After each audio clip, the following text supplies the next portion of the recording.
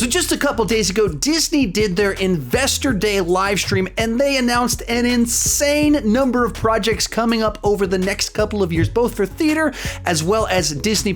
Excellent! So today I'm going to stop and rank all 13 announced Marvel Disney Plus shows based off my excitement. Hi, my name is Sean and I love to talk about movies and TV way too much. With that in mind, go ahead and join me down below in the comments section. Let me know your ranking of the upcoming 13 Marvel Disney Plus shows and specials based off of your excitement. My list isn't the right list, it's just my list, and I would love to see yours. One more thing before we get started, there is a companion video to this over on my Patreon page where I talk about some of the big announcements they made about the movies. Fantastic Four, their Black Panther 2 plans. If you're interested in checking that out, join over on Patreon at any level and you can see it, and let's get started. In last place, I Am Groot. This is a series of shorts about Groot and a bunch of other wacky characters. I am Groot! And pretty much anytime they announce a project as being a series of shorts, I'm just not very interested. Shorts aren't something that are normally targeting me. The sort of thing that I get out of stories, you can't really do with a short. They normally put a smile on your face. They're meant to tell some sort of simple joke, but they don't have a deeper story with kind of an emotional punch to it. And even when they do kind of have an emotional arc, they're not things that I normally care about. So when they said they're doing shorts with Groot, I was like, okay, cool. Not for me. Number 12, WandaVision. So this is the first of these series. It will debut next month. To be clear, I'm going to be there opening night, pumped, excited. I love the MCU. So this one is in last place, and I'm still like, man, I can't wait to see what they're going to do with this. That lets you know the context for all of this. This one, I just don't know what to make of what they've been showing us. We got our second full trailer yesterday. So we've seen a couple minutes of footage. Each of them kind of emphasized different types of things. The specific nature of it leaning into sitcoms. Wow, that was weird. There's just a bit too much of a gap for me seeing the trailer to be able to connect with it. I just go, that's weird. I don't know about that.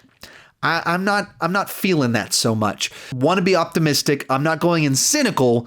It's just, for me personally, not one, especially out of these other ones, that I'm specifically excited for with the information I currently have. Next up, Ironheart. Described this way: Dominic Thorne will play inventor Riri Williams, who builds the most advanced suit of armor anyone's seen since Iron Man.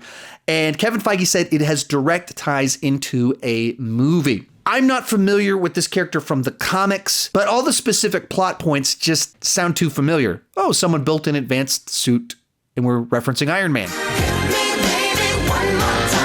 So when you phrase it that way, you're naturally making a comparison to where this one just looks derivative, because that's the way you described it. Beyond that, they also mentioned, we'll talk about this later, but we're getting a War Machine series that talks about suits getting into the wrong hands, in which case this feels like, was this like a subplot to that get left over or something like that? Like, there's just several things about it that just make it feel derivative. They didn't find language to tell me what makes this fresh and new and different from what we've seen before and isn't just an odd rehash of something else. Bringing us into the top 10, She-Hulk. I've said it many times before, but this isn't a character that I'm naturally interested in. Anytime you have a character that's the girl version of a guy character or a guy version of a girl character, and that's the way we define them. Not a great plan. That's not interesting to me. I don't want everyone to just be the gender swap of someone else. And so when that's your starting point,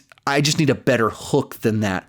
Through the announcements yesterday, they told us that we kind of already knew that Mark Ruffalo was going to show up. So that's a plus that kind of gets some of that star power in there. But the one that really caught my attention and probably moved it up a slot or two is they said that Tim Roth is returning as Abomination. No way! And that to me is very interesting. The Incredible Hulk's always kind of been the black sheep of the MCU because obviously Edward Norton starred in it, so it just feels different. And every time I post my rankings of the MCU, people comment, Incredible Hulk isn't part of the MCU. I mean, it is. It just feels different. Tonally, it's different. And so every time they do something to make it clear, no, this is one of the movies, that's a big deal to me. Tim Roth's a great actor. You have this powerhouse character that's been locked up somewhere, wherever they're at.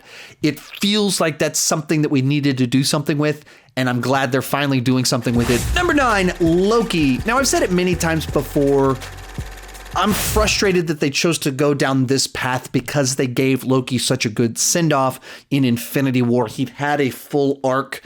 And so when you use time travel and different versions of characters to bring back a dead character so we can continue telling stories with them, to me, that cheapens what happened before. It cheapens that you killed him off if you found an excuse immediately in Endgame to bring him back so we could do a show. Not a great plan. That's pretty frustrating to me. But the trailer itself looked interesting and fun. In particular, Owen Wilson being brought into the MCU, looking very different than he's ever looked before. It looked like Howard Stark. I saw some pictures on the internet putting him next to Howard Stark, which I don't think there's anything there, but interesting. Looks like we're going all throughout the universe. Thought I saw Black Widow in one of those shots. So it just shows all these wacky images that I don't know what's going on. Sounds cool to me. It's just frustrating when you killed him off and you brought him back. If that hadn't happened, I'd probably be more excited about this, especially with Loki, because you already fake killed him in Thor: The Dark World. Then we have Miss Marvel. This is a character I'm not familiar with from the comics, but I'm getting to know her through video games, actually, from a year ago with Marvel Ultimate Alliance 3, and then this year with Marvel's Avengers, and she is basically the lead character of that game. And I thought she had a nice, fun energy to her because she has that Peter Parker-esque teenage naivety while not really being all that much like Peter Parker. And she got a weird set of skills that can be fun to see inside of this universe. And so then it kind of turns into us getting a teenage superhero show. Another thing they announced throughout this also was that she's going to show up in Captain Marvel 2, which means this character is getting kind of ever increasing in her importance. With whatever they're doing here, it's setting up the next Captain Marvel movie. So those are the little details to where you can see they're taking this seriously. These aren't like cousin shows. These aren't like a small priority. This is part of the intertwined narrative of everything that they're doing and everything that they're building towards. Number 7, Guardians of the Galaxy Holiday Special. Now, this isn't a series. It is a special, but Kevin Feige made it very clear that James Gunn is writing and directing it, and they're going to shoot it during production of Guardians of the Galaxy Volume 3, and it will come out the December before Guardians of the Galaxy Volume 3 comes out. So it's like the precursor to it. I don't know how much that's a story thing and how much that's just, it's the appetizer that prepares you for the movie coming a few months later. And that's just an interesting little experiment. Obviously, from the title of it and the nature of the show, it's some sort of callback reference to the Star Wars Holiday Special.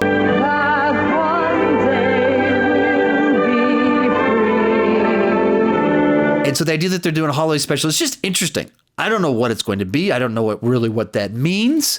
It's such a weird thing to announce. You have my attention. Number 6, What If? Now, this is based off the old Marvel comic book series called What If, where the watcher would kind of play out these what if scenarios where you take these iconic origin stories, iconic characters, and swap out an important detail. And as of yesterday, when I'm shooting this, we got our first trailer for it. They're clearly putting a lot of work into this. They've got the original actors coming in, and the animation style looks very cool. It's like a comic book brought to life. And that's what kind of elevates it for me. As I mentioned before, I'm not a big fan of shorts in general. And so that's kind of functionally how these work, as these one-off stories.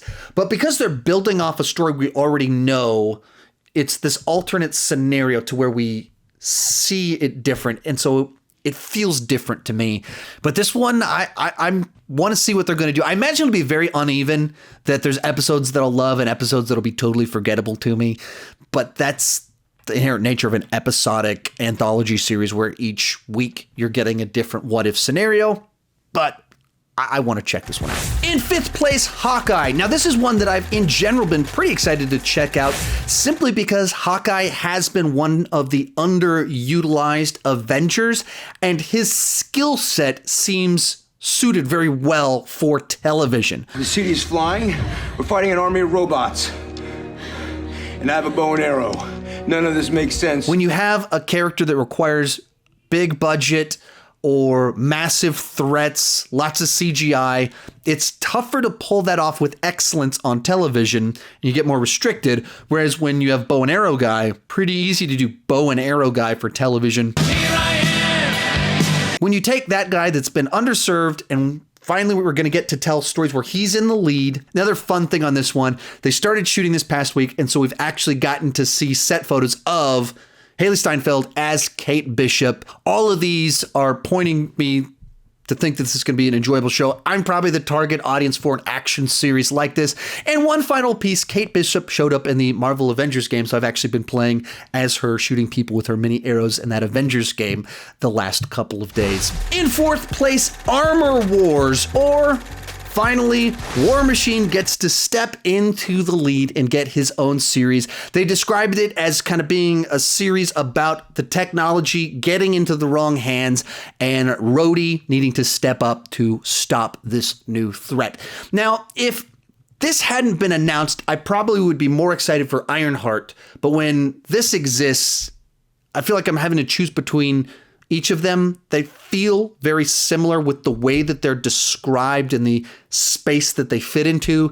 And I know Rhodey, he's been the side character, and I think one of the big opportunities of these Disney Plus shows is to take these side characters that have been underutilized in the film, put them in the spotlight. So I'm very excited to get to see Rhodey take the lead. Speaking of Rhodey, I got a new dog. Just 3 weeks ago, and his name, it's Rhodey, and he is in fact named after Rhodey from the Marvel movies. But as for this show, I'm just excited. War Machine getting in the spotlight. This is what I think Disney Plus can do really well for some of these characters. Real quick, before I give you my top 3, remember to share your ranking down below in the comment section. My list isn't the right list. It's just my list, and I would love to see yours. Also, remember I have that companion video over on Patreon where I talk about some of the movie news that they announced yesterday. And you can get all of my exclusives for 2021 for just $21. Every extra video that I do, every live stream, just $21. If you're interested, the link is down below in the description. Let's get back to it. In 3rd place is The Falcon and the Winter Soldier. Now, I've been just excited about this one ever since they announced it. Much like I've mentioned with the past several of these are some of those side characters that are now getting put in the spotlight. And that's what I think these shows can do really well. I'm much more interested in that than dead Loki being brought back via time travel. I'm more interested in characters that have been on the sidelines and been used to make our primary heroes seem super duper interesting. Now let's make them interesting by giving them their own series. That's not how you're supposed to say that word.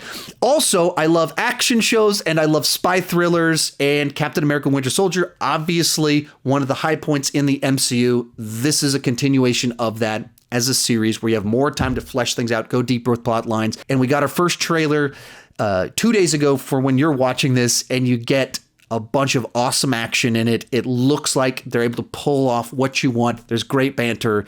So I can't wait to see this one. I'm disappointed we didn't get to see it a few months ago when it was supposed to come out. Our runner-up, Secret Invasion. Kevin Feige said this: next to Civil War, Secret Invasion is arguably the biggest crossover comic event of the last 20 years. And he said this one does tie directly into one of the movies. So a few months back, we heard that they are working on a Nick Fury-led series. But they didn't say what that was, and they hadn't expanded or even say what it was. That's what this project is. It's a series starring Samuel L. Jackson, Ben Mendelsohn as Talos. Excellent! These Skrull are taking over the Earth, and you don't know who's real, who's fake. And so Samuel L. Jackson in the lead with Ben Mendelsohn right off the bat. Sounds like a lot of fun to me. But just even beyond that, kind of this paranoia thriller spy story set in the world of Marvel. That just sounds awesome to me. As soon as they said they were doing this one, I was like, yes, they really are going for it with all kinds of wacky, weird stuff. And this feels to be the payoff of the post-credit scene from Spider-Man Far From Home. It was like, what was going on? What was Talos there as Fury? I don't understand. Now I see where this is headed. And I mean, as Kevin Feige said, what are the big, iconic, just kind of world-shattering stories in Marvel that you can tell? This is one of them. But in first place is Moon Knight. This is a character that was not on my radar whatsoever, pretty much until they announced Oscar Isaac in the lead. This guy has what it can do whatever he wants, but he decided to do this role. On paper, some people describe Moon Knight as kind of like Marvel's version of Batman, except with a lot of extra stuff kind of thrown into the mix as well. It's not like a one-to-one comparison, but there are some parallels. Naturally, that's interesting to me. So when you have a character like that an actor like this is interested in, that's cool to me. And it's a new character. Feels like a more mature story that Oscar Isaac is interested in. That's to me kind of like sucked me in. Other language they've used about it is that maybe there's a bit of an Indiana Jones adventure to it, goes into Egyptian iconology. Sounds weird, sounds awesome, sounds new, sounds different.